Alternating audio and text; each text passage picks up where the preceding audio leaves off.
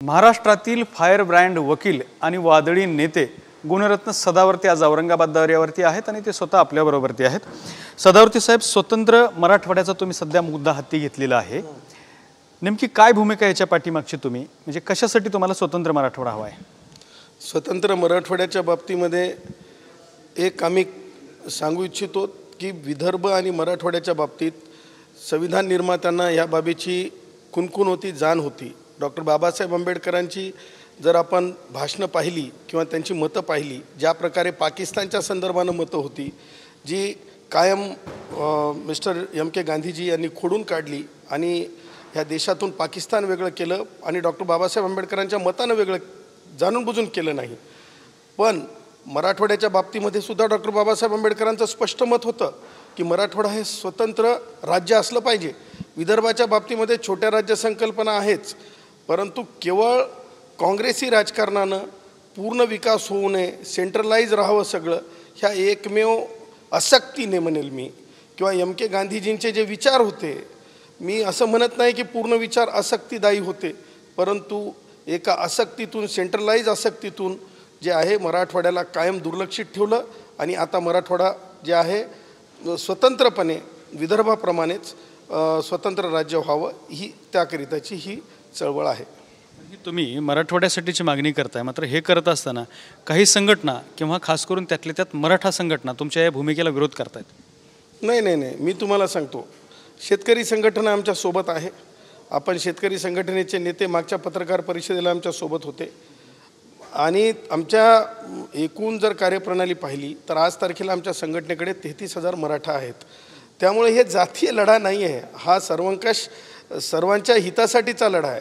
ज्यावेळेस आपण गरिबी हटावची गोष्ट करतो त्यावेळेस माननीय मोदीजींचे जे आता जे विद्यमान केंद्रातलं सरकार आहे, बघा तुम्ही, म्हणजे नुसती वल्गना नाही आहे गांधी म्हणजे इंदिराजींसारखी, परंतु आज केंद्रातलं सरकार 5 एकर जमीन भूमिहीनांना द्यायला तयार झाले। म्हणजेच लक्षात घ्या, म्हणजे कथनी आणि करणी ही काँग्रेसची कायम म्हणजे दोतोंडी राहिली। म्हणून काही मराठा संघटना दावणीला बांधलेल्या आहेत असं मी म्हणत नाही, परंतु पूर्णतः विकास करण्यासाठी जे आहे संविधानिक मार्गानं आपला आवाज उचलणं आवश्यक आहे आणि आम्हाला वाटतं की एका दुका विरोध काय आम्ही कन्सिडर करत नाही, तो विरोध आसक्तीतून आहे असं मी समजतो।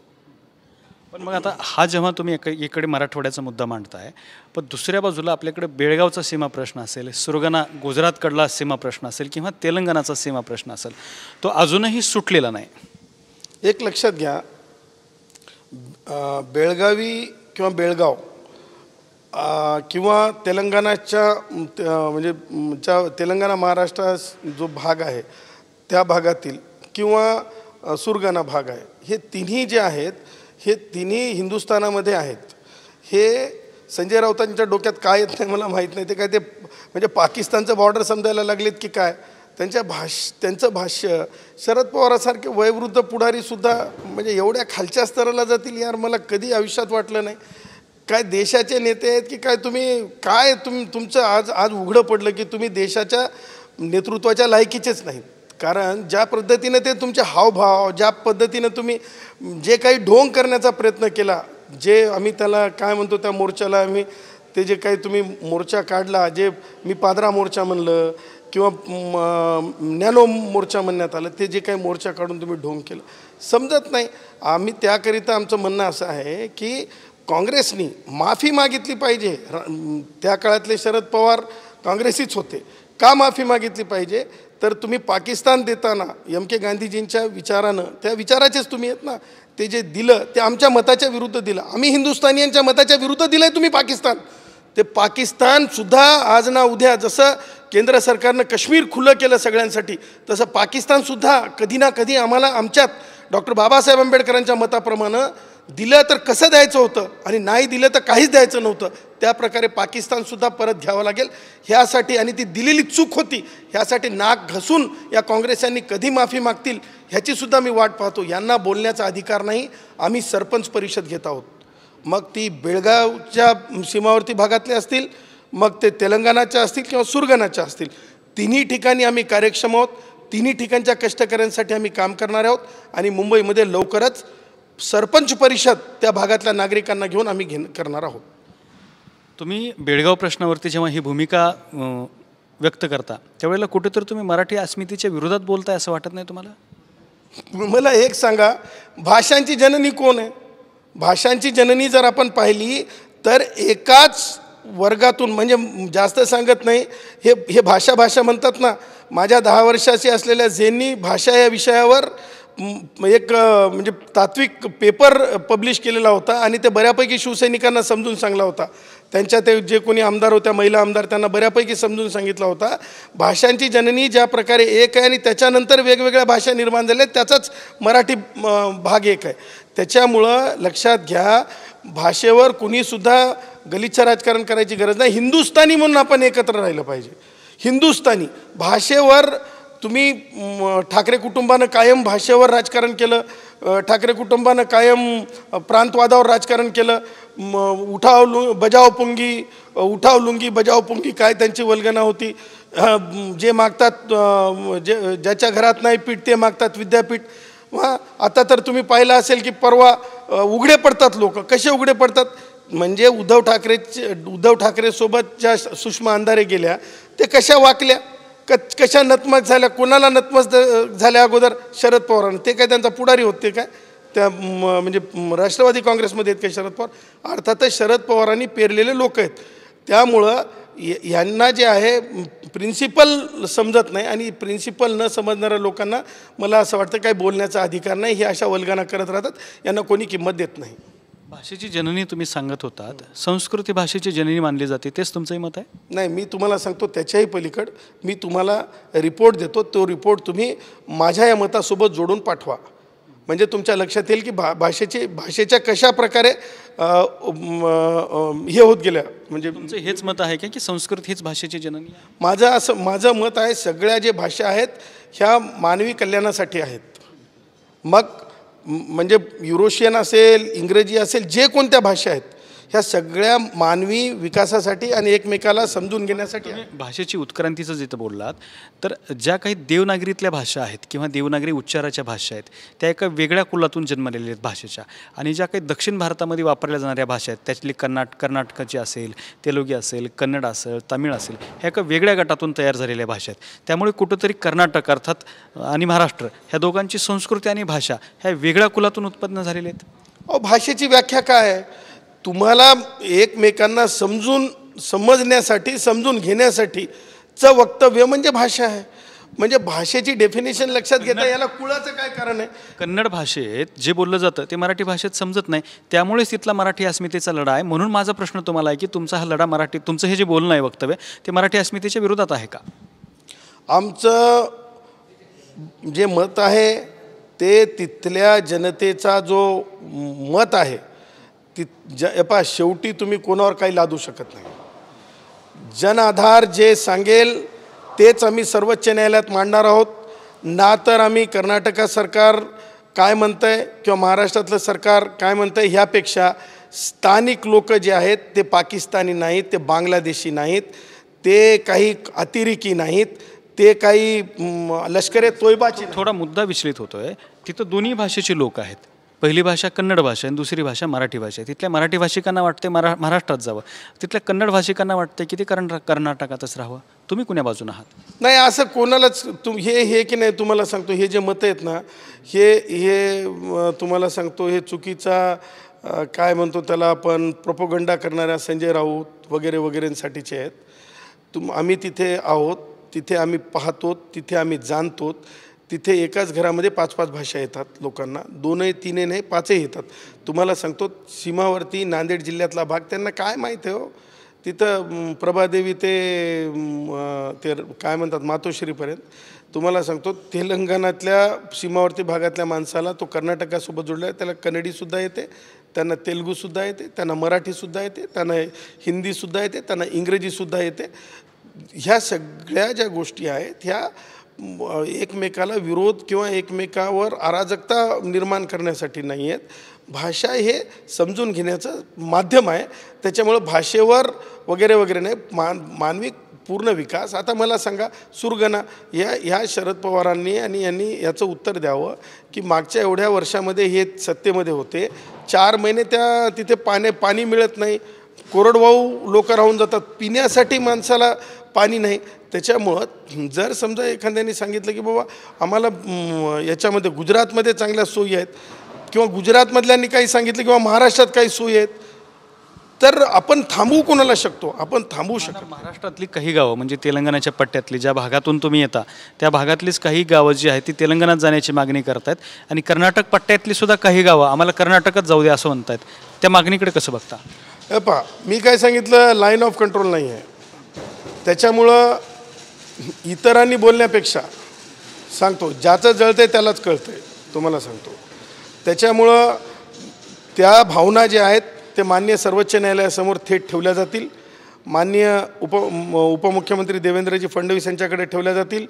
त्या कष्टकऱ्यांच्या भावना ज्या आहेत ते महाराष्ट्राच्या मुख्यमंत्र्यांकडे ठेवल्या जातील. भारताचे गृहमंत्री अमित शाह यांच्याकडे ठेवल्या जातील. आणि मला असं वाटतं की न्यायालयामधूनच त्याचं सोल्युशन निघेल. हे वाजंत्री वाजवल्यासारखे आहेत संजय राऊत. हे मला सांगा, दिल्लीत बैठक होती, हे काय करू लागले हो नाशिकला? काय टिमटिमी वाजवू लागले? त्यामुळं यांना काही सिरियसनेस नाही, यांना गलिच्छ राजकारण करायचं. दुसरा प्रश्न, आज PV नरसिंहराव यांच्या पुतळ्याचं अनावरण होतं आहे, आणि या पुतळ्याच्या अनावरणाचं निमंत्रण राज्यपालांना देण्यात आलं होतं. ते निमंत्रण राज्यपालांनी नाकारलेलं आहे.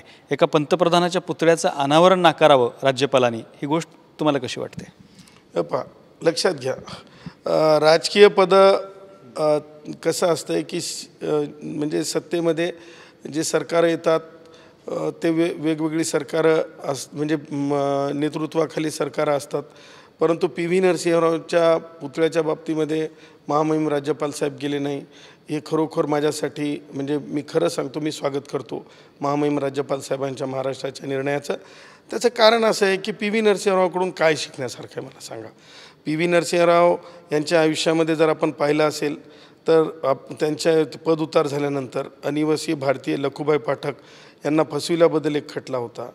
ते 93मध्ये होता. त्याच्यानंतर तुम्हाला सांगतो, झारखंड मुक्ती मोर्चाच्या खासदारांना लाच देण्यासंदर्भातला हे होता. सेंट किट्स प्रकरण होतं. हे सगळं लक्षात घेता काय आदर्श मिळत त्या विद्यापीठामध्ये? मी तर म्हणतो विद्यापीठांनी, म्हणजे खरोखर सांगतो मी, म्हणजे कोणावर व्यक्तिगत टीका करायची नाही आहे मला, अशा काही लोकांना प्रेरणास्त्रोत्र बनवलं पाहिजे.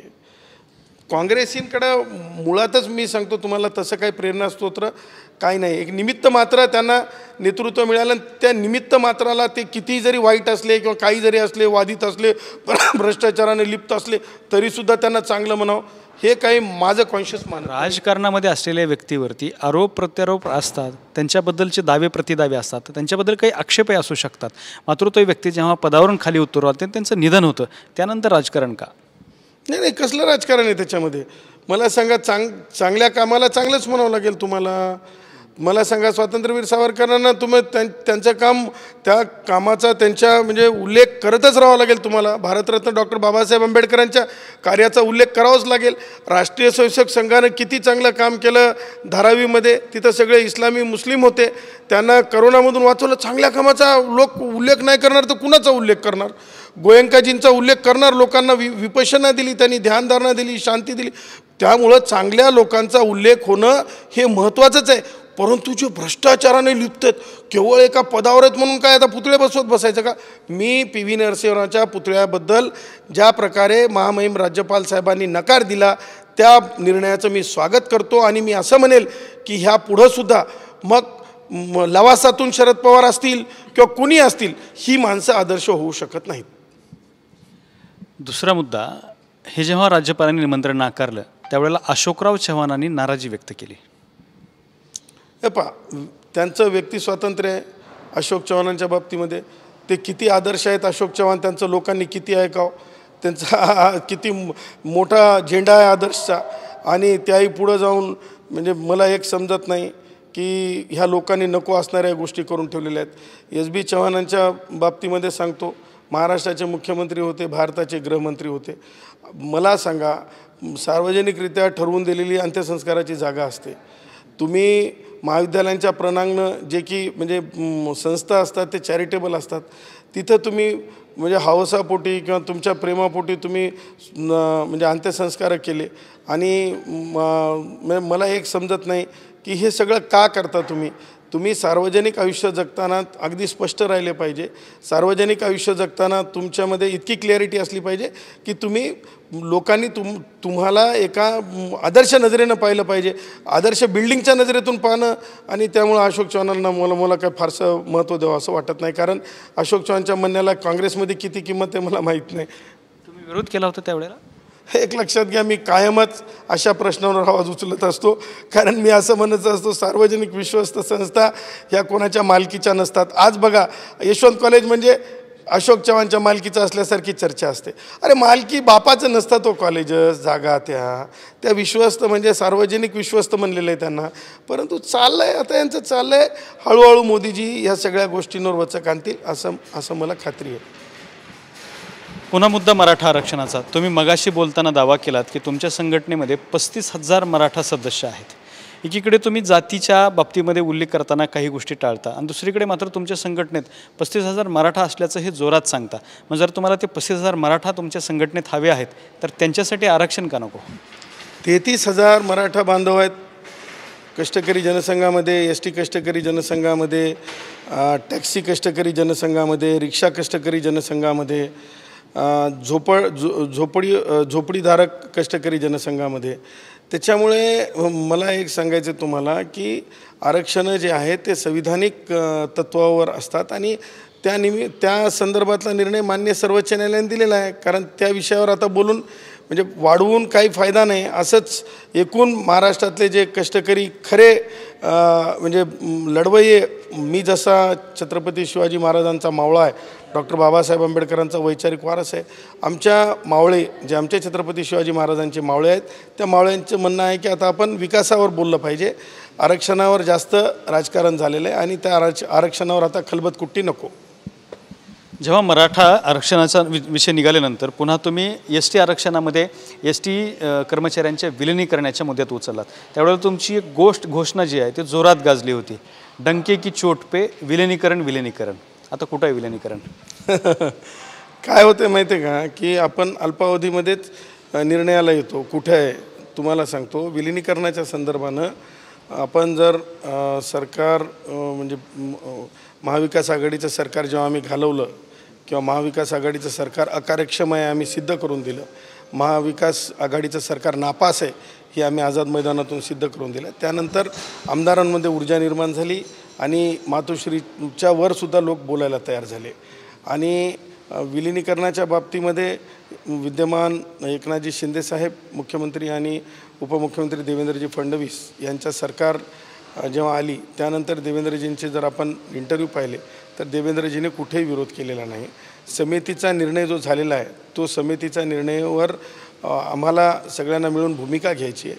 आणि आपण जर पाहिलं असेल की आत्तापर्यंत ST कष्टकऱ्यांच्या बाबतीमध्ये जे काही निर्णय झाले ते निर्णय अत्यंत डायलॉग करून झाले. डॉक्टर जयश्री पाटील यांनी केवळ 1 मिनिटामध्ये, शरद पवारांनी कधी आयुष्यात 40 वर्षात बोनस दिला नाही, डबल करून दिला. त्याच्यानंतर 34% DA दिला. त्याच्यानंतर पगारामध्ये वाढ झाली. त्याच्यानंतर पगार वेळेवर झाला. ह्या सगळ्या बाबी अधोरेखित करण्यासारख्या आहेत. हे सगळे झाले स्टार्टर्स. मेन कोर्स जो आहे ते विलिनीकरणाचा. आता तुम्ही विलिनीकरणाच्या मुद्द्यावरून कुठंतरी डायव्हर्ट होत आहे. त्यामुळे तुमचा पाठीमागच्या काळातला विलिनीकरणाचा मुद्दा हा निवड सरकार पाडण्यासाठीचा अजेंडा होता का अशी शंका येते? नाही, डंके की चोट पे ते सरकार तर पाडायचंच होतं आणि त्या सरकारला की नाही पानिपत करून सोडलं त्या सरकारचं. ते तर काय बिळातले मी म्हणत नाही मुख्यमंत्री तत्कालीन उद्धव, त्यांचं तर पूर्ण काम करून टाकलं. सरकार पाडण्यासाठी तुम्ही ST कामगारांचा वापर केला नाही. हे पहा, लक्षात घ्या, तुम्ही चुकीचं म्हणजे हे करताय, आकलन केले तुम्ही. मी तुम्हाला काय सांगितलं की स्टार्टर वगैरे नाही, पगारामध्ये पॉकेटमध्ये वाढ झालेली आहे. आणि दुसरी गोष्ट 34% DA तुम्ही मोजून पहा. आमचं म्हणणं आहे विलिनीकरण हा लढा आहे. लोकायुक्त कुणी आणला हो? मान्य देवेंद्रजींनीच आणला ना. आता विलिनीकरणाचा लढा कुठे होईल ना? लढा चालू आहे. कुणी सांगितलं तुम्हाला नाही? तुम्ही मागच्या सभा पहा, आमच्या कालची पुसदची सभा पहा, त्याच्यानंतर माहूरची सभा पहा. वर्तमानपत्रांनी तुमच्या चॅनल्सनी सुद्धा दाखवलं की आम्ही विलिनीकरणापासून हटलो नाहीत बाजूला. विलिनीकरण तो जोश कुठे गेला? आता तो जोश आहे आमचा, डंके की चोट पे तो जोश आहे. विलिनीकरण आम्हाला मिळणार आणि उपमुख्यमंत्री देवेंद्रजी हे कधीसुद्धा कष्टकऱ्यांच्या विरुद्ध नाहीत. तुम्हाला सांगतो, ज्या प्रकारे लोकायुक्त दिला, ज्या प्रकारे लोकायुक्त देताना उपमुख्यमंत्री देवेंद्रजी यांनी जी बाब सांगितली की मुख्यमंत्री कार्यालयसुद्धा म्हणजे त्या व्यवस्थेमध्ये आणलं, त्या कक्षेखाली आणलं, तसंच एक दिवस देवेंद्रजी नक्की विलिनीकरण देतील याच्यावर आम्ही ठाम आहोत. आणि डंके की चोट पे जेव्हा सरकार आम्हाला देत आहे, सरकार जेव्हा विरोधात नाही, डायलॉगला तयार आहे, आम्ही बसतो, चर्चा करतो. त्याच्यामुळं जे मागच्या काळामध्ये रक्तपिपासू होते त्यांच्यासारखं आज तरी आम्हाला बोलायची गरज नाही. तुम्ही बोलताना सातत्याने देवेंद्रजी उपमुख्यमंत्री करतील हे सगळं असं बोलता. मुख्यमंत्र्यांचं फार कमी नाव घेता तुम्ही तुमच्या बोलण्यात. तुम्हाला मुख्यमंत्री आवडत नाहीत? हे पहा, माननीय मुख्यमंत्री एकनाथजी शिंदेसाहेब हे महाराष्ट्रामधले असे एक मुख्यमंत्री आहेत की जे सामान्याचा मुख्यमंत्री. आणि मी तुम्हाला सांगतो, माननीय मुख्यमंत्री एकनाथजी शिंदेसाहेबांचं जे व्यक्तिगत ज्या प्रकारे त्यांचं सामान्याच्या प्रती, सामान्य नागरिकांच्या प्रती जे म्हणजे हे आहे, काय म्हणतो त्यांना, एक भेटण्याची पद्धत आहे, ती खरोखर सांगतो अधोरेखित करण्यासारखी आहे. मी तुम्ही म्हणताय म्हणून नाही, मी कायम मुख्यमंत्री एकनाथजी शिंदेसाहेबांचं नाव घेत असतो. नाव घेत असं नाही, मला कोणती आसक्ती नाही. सरकार म्हणून दोन्ही जण लोकांसाठी म्हणजे फलदायी आहेत आणि लोकांचं काम करत आहेत. दोघांमध्ये जास्त कोण आवडतं? हे पहा, अशा प्रकारे खाजगीतला प्रश्न माध्यमांसमोर सांगणं योग्य नाही. आवडेल जरा तुम्ही समजून गेला, म्हणजे तुमच्या नजरेतून तो व्यक्ती आम्हाला वेगळ्या पद्धतीनं पाहता येईल. मला तुम्ही अडचणीवर अडचणी होतील असं नाही. मला दोन्ही जण मला व्यक्ती म्हणून खूप आवडतात. आणि देवेंद्रजींवर खरोखर व्यक्ती म्हणूनही मला त्यांचं म्हणजे कौतुक करावं असं वाटतं की ते धाडसाचे निर्णय घेतात. आणि एकनाथजी शिंदेसाहेबांच्या बाबतीतही मला हेच म्हणायचं असते की ते सुद्धा धाडसी निर्णय घेतात.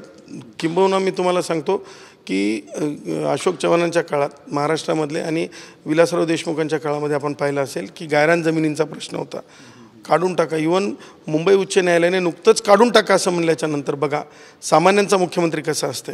सामान्यांचा मुख्यमंत्री म्हणून देवेंद्रजींनी आणि मुख्यमंत्र्यांनी निर्णय केला आणि स्थगिती दिली. त्याच्यामुळं दोन्हीसुद्धा मला प्रिय आहेत आणि त्याच्या पलीकडे मला काही म्हणजे बोलायचं. मागच्या काळात जेव्हा तुम्ही एसटी आंदोलन तीव्र करत होतात, शरद पवारांच्या घरावरती हल्ला झाला, तो हल्ला झाल्याच्या नंतर तुम्हाला जेलमध्ये जावं लागलं. माझा सहज साधा प्रश्न आहे, जेलची हवा कशी होती? जे संघर्ष करत असतात, ज्यांच्या डोक्यामध्ये स्वातंत्र्यवीर सावरकर असतात, ज्यांच्या विचारामध्ये भारताचं संविधान असते, भारतरत्न डॉक्टर बाबासाहेब आंबेडकर असतात, त्यांना अशा जबरदस्तीने कुणीतरी वेठीस धरून बंद कमऱ्यामध्ये डांबून ठेवण्यासाठी केलेले जे प्रयत्न असतात, ते मला असं वाटतं की ते अपुरे असतात. ते प्रयत्न आमच्यासारख्या माणसांचा छळ करू शकत नसतात. कारण हिंदुस्थानी विचारानं ज्यावेळेस माणूस प्रेरित असते, ध्येयानं प्रेरित असते, त्यामुळं मला असं वाटतं की तो काळ जो होता तो संघर्षासाठी चिंतन करणारा काळ होता. आणि तुम्हाला खरंच सांगतो की तिथेसुद्धा मी शिकलं आणि मी लोकांना शिकवलं सुद्धा. पण तुम्हाला आठवत असेल, तुम्ही जेलमध्ये गेलात, पहिला दिवस, पहिली रात्र, तिथं मिळालेलं जेवण, दुसरा दिवस, तिसरा दिवस, चौथा दिवस, आठवणी कशा होत्या त्या? काय काय घडलं त्या कालावधीत? नाही, म्हणजे जेवणाच्या बाबतीमध्ये तर मी बालयोगी आहे, अंबिका योग कुटीराचा साधक आहे. त्याच्यामुळे पूर्णच दिवस मला अन्न खाण्याची गरजच नव्हती, कारण मी 30 दिवसापर्यंत उपवास ठेवू शकतो. आणि केवळ म्हणजे लिक्विड पाणी वगैरे घेऊनसुद्धा मी उपवास ठेवू शकतो. आणि योगी असल्यामुळं लोकांना मला योग अभ्यास देता आला. लोकांना मी एका कष्टकरी पोलीस शिपायाची तर मी म्हणजे जीव वाचवला, ते तर आपल्या माध्यमाने दाखवलेलंच आहे. त्याच्यामुळं आणि आता बोलू नये कारण एखाद्याच्या नोकरीवर येईल, असे म्हणजे जेलचे कर्मचारीसुद्धा येऊन माझ्याकडून माहिती घ्यायचे की बाबा सर्व्हिस लॉच्या संदर्भानं. आणि तुम्हाला म्हणजे सुवर्ण गोष्ट सांगतो माझ्या आयुष्यातली, की कधी कोणाला मिळेल की नाही मला माहीत नाही. एप्रिलचा महिना होता आणि मला डॉक्टर बाबासाहेब आंबेडकरांची जयंती त्याच आर्थर रोड कारागृहामध्ये करण्याची म्हणजे एक संधी मिळाली. आणि खूप म्हणजे कैद्यांसमक्ष मला जाता आलं आणि त्यांना डॉक्टर बाबासाहेब आंबेडकर सांगता आले. त्यामुळं मला म्हणजे असं नाही की इतरांसारखं खूप म्हणजे संजय राऊत जसं सांगत होते ते काय काय काय काय काय काय तसं मला कधी वाटलं नाही, कारण आम्ही योगी होतो, आम्हाला गरजाच नसतात. बिना गरजेचं आम्ही जगू शकतो ही आमची ख्याती असते. त्याच्यामुळे ज्यांच्या गरजा असतात लक्झरीज असतात त्यांच्यासाठी वेगळे, आम्हाला कुठेही ठेवा आम्ही सारखेच आहोत. आता तुम्ही जेव्हा जेलमध्ये गेलात त्यावेळेला तुमच्याबद्दल काही आक्षेप निर्माण झाले होते. तुम्ही ज्या इमारतीमध्ये राहता तिथल्या रहिवाशांनी समोर येऊन माध्यमांना मुलाखती दिल्या आणि त्यामध्ये सांगितलं की तुमच्याकडे येणाऱ्या काही लोकांनी तिथल्या महिलांना टच केलं, त्यांचा विनयभंग केला. काय सांगाल? पहा, एस टीचे कष्टकरी आहे ना, त्यांच्याप्रती माझ्या मनात खूप श्रद्धाभाव आहे. गरीब माणूस म्हणत नाही मी, कारण आम्ही हिंदुस्थानी आहोत. माझा एस टीचा कष्टकरी आहे ना, त्याच्याप्रती ना खरोखर सांगतो मी, माझ्या मनात नुसता आदरच नाही तर मी माझा श्वास समजतो. आणि माझे एस टीचे कष्टकरी कधीच तसं करू शकत नाहीत. आणि सगळे CCTV फुटेज आहेत, त्याच्यामुळं असं काहीच नाही, सगळं खोटं कुबांड होतं. आणि राहिला प्रश्न नळावरलं भांडण असल्यासारखं कायमच घरांमध्ये भांडण असते. त्याच्यामुळं या नळावरचे भांडणं तुम्ही पोलीस स्टेशनपर्यंत नेता आणि तुमच्या सहकारी रहिवाशांवरती तुम्ही ॲट्रॉसिटीसारखे गुन्हे दाखल केलेत. माझ्या आयुष्यात कधीच मी ॲट्रॉसिटी केली नाही, तुम्हाला तेही सांगतो मी. तुम्ही बघून घ्या, कोणी सांगितली खोटी माहिती. मीही असा माणूस आहे की माझ्यावर कोणी हल्ला केला तर मी माफ करून टाकतो. त्याच्यामुळं आणि तुम्हाला कुणी सांगितलं की माझ्यासोबत त्या इमारतीमधली एक महिला आहे, तिनेच TV9ला सुद्धा मुलाखत दिलेली आणि त्यात तिने हे सगळे आरोप केलेले आहेत. मग त्यांनी माफी मागायला लावली तुम्ही त्यांना, मग तुम्ही ती केस मागे घेतली, मग त्यांना सोडून आणलं, असं घडलेला प्रकार. गुणरत्न सदावर्तेंच्या बाबतीत असेल तर डंके की चोट पे गुणरत्न सदावर्ते सामोर उभं राहायला तयार आहे. असं कधीच गुणरत्न सदावर्तेने तक्रार दिलेली नाही. डॉक्टर गुणरत्न सदावर्ते हे कधीच अशा प्रकारचं वागू शकत नाही, कारण मी पब्लिक फिगर आहे. मी ज्या व्यक्तीचा वारस आहे त्याच्यामुळं असं चालत नाही. मी तुम्हाला सांगितलं ना, काहीतरी कोणी खोटं काहीतरी करायला पाहते, परंतु तुम्हाला हे माहीत असायला पाहिजे की त्या बिल्डिंगचे डायरेक्टर कोण आहेत, त्या डॉक्टर जयश्री पाटील आहेत. त्याच्यामुळं तसं असतं तर आम्हाला कोण निवडून देईल हो त्या संस्थेचे. आणि जयश्री पाटीलच त्या संस्थेच्या, त्याची कोऑपरेटिव्ह सोसायटी होती, त्या पहिल्या अध्यक्षसुद्धा त्याच आणि आजसुद्धा डायरेक्टर आहेत त्या. तुम्ही डायरेक्टर आहात तर त्या सोसायटीच्या लोकांनी सुद्धा आणखी एक दावा केला होता किंवा त्याची खूप मोठ्या प्रमाणात चर्चा झाली. तुम्ही तुमच्या घरी गाढव पाळला आहे? मला सांगतो तुम्हाला की ते तिथं नाही आहे. ते जे आहे ते आमच्या घरी आहे. माझी मुलगी प्राणीप्रेमी आहे आणि ते माझ्या मुलीचं असं म्हणणं आहे की लहान बालकांच्या पोटदुखीसाठी आज तारखेला सहज उपलब्ध होण्यासाठी जे दूध असते ते पोट शुळावर खूप मोठं महत्त्वाचं आहे. आणि म्हणून त्या अनुषंगाने तिनं मला वाटते त्या मॅक्स नाव ठेवलेलं आहे त्याचं. आणि खूप आम्ही माझ्या घरी म्हणजे वडील होते NU सदावर्ते त्यावेळेस 20 हे होते श्वान होते, म्हणजे डॉग्स होते आमच्याकडं. आणि आजसुद्धा आमच्याकडे डॉग्स आहेत. आणि तशा प्रकारची माझ्या मुलीची म्हणजे कायम तिची ती हे असते पशूंच्या संदर्भात. तुम्ही आवडीनं गाढव पाळलाय बुवा घरी? आवडीनं नाही, संशोधनाचा भाग आहे माझ्या मुलीच्या. ती म्हणते की हे दूध फार फलदायी आहे. असं आहे, लोकहितासाठी आवड तर आहेच, त्यासोबत लोकहितसुद्धा आहे. आणखी कुठले प्राणी आहेत? नाही, जे प्राणी पाळता येत नाहीत प्रतिबंधित प्राणीच कुठले आहेत? म्हणजे कुत्रा आणि गाढव झाला, आणखी? आता बा तुम्हाला सांगतो की कायम आमच्याकडे ते फिश पॉन्ड आहेत, मोठा फिश पॉन्ड आहे. बाबांची ती कायम इच्छा असायची. त्याच्यामुळं तशा प्रकारे जे कबूतर असतात ते कबूतरसुद्धा ठेवायचे, म्हणजे ह्याच्यानुसार. असं काही जे प्रतिबंधित आहे तसं काही नाही आमच्याकडं. शेवटचा प्रश्न जो तुम्हाला अपेक्षित होता की लोकायुक्तांची नियुक्ती झालेली आहे, मात्र काँग्रेस राष्ट्रवादी काँग्रेसकडून त्याचं स्वागत करताना दिसत नाहीत, काय कारण वाटतं तुम्हाला यामागे? लवासा, त्याच्यानंतर ते आदर्श, त्याच्यानंतर ते सिंचन घोटाळा.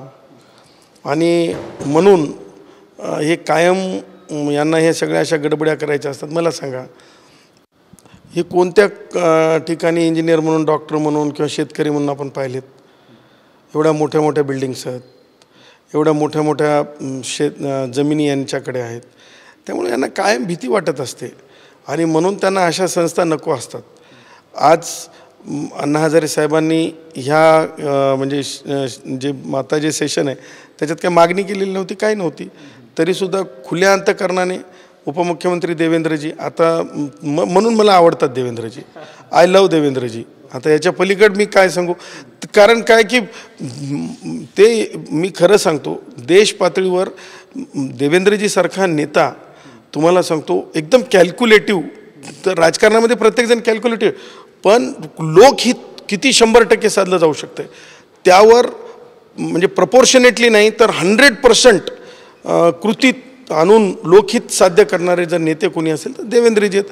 देवेंद्रजींनी म्हणजे अण्णा हजारेंनी यावेळेस आवाज उठवण्याच्या आधी लोकायुक्ताच्या संदर्भात आणि सक्षम लोकायुक्ताच्या संदर्भामध्ये कार्यप्रणाली हाती घेतली आणि तिची पहल सुरू केली. ही किती मोठी गोष्ट आहे. आणि अशा प्रकरणामध्ये काँग्रेसी, राष्ट्रवादीवाले, लावासावाले हे काय आणि ते संजय राऊत ते काय आपलं पत्राचाळवाले, अरे जामीन मिळाली तर आम्ही सुटलो. हा अरे भाई, जामीनचं तत्त्व वेगळं आहे, शिक्षेचं तत्त्व वेगळं आहे. हां, एवढं डरकाळी देऊ नका, एवढा ढेकर देऊ नका. बाहेर आल्याबरोबर संजू बाबा तर म्हणले की देवेंद्रजींचे निर्णय फार चांगले आहेत, लगेच देवेंद्रजींवर टीका सुरू करून टाकली. त्याच्यामुळं यांचे खायचे दात दाखवायचे दात या काँग्रेस यांचे, संजय राऊतचे, शरद पवारांचे, राष्ट्रवादी काँग्रेसचे वयोवृद्ध पुढारी हे कधीसुद्धा भ्रष्टाचार मुक्त होण्यासाठी कधीसुद्धा पुढाकार घेणार नाहीत. आणि अण्णा हजारेंच्या विचारातलं लोकायुक्त असेल किंवा देवेंद्रजींच्या विचारातलं लोकायुक्त असेल, माननीय मुख्यमंत्री एकनाथजी शिंदेसाहेबांच्या विचारातलं लोकायुक्त असेल, ह्याच्यासाठी त्यांनी म्हणजे स्वागत करावं असा कोणी विचारसुद्धा करू शकत नाही. आणि ते विचारही करणार नाहीत, कारण भ्रष्टाचार ज्यांच्या 5वीला पुजलेला असतो ते काय लोकायुक्ताचा म्हणजे स्वीकार करतील आणि स्वागत करतील. 5वीला पुजलेल्या गोष्टी कायम राहून ठेवून देतील. तर होते गुणरत्न सदावर्ते, ज्यांनी आपल्या नेहमीच्याच अंदाजात सगळ्याच प्रश्नांची समर्पक उत्तरं दिलीत. कॅमेरामन अमित अडेसोबत दत्ता कानवटे, TV9 मराठी, औरंगाबाद.